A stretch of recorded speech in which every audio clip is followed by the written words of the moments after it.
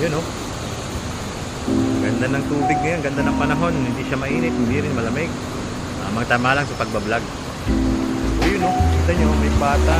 Himing siya ron sa tabi ng ilog. Wow, hanip naman. Pangulam na yan. Ganda rito. So dito actually pag weekends maraming naliligo rito, mga nag-swimming, picnic sa mga kanilang pamilya. At dito sa kabilang part may nakita akong mga naglalaba rito. Ayan, sila kuya at sila ate. Ganda, solid rito mga guys. Pasyal kayo rito pag nadaan kayo ng Tayabas, Quezon. Napakagandang lugar. Very peaceful and relaxed.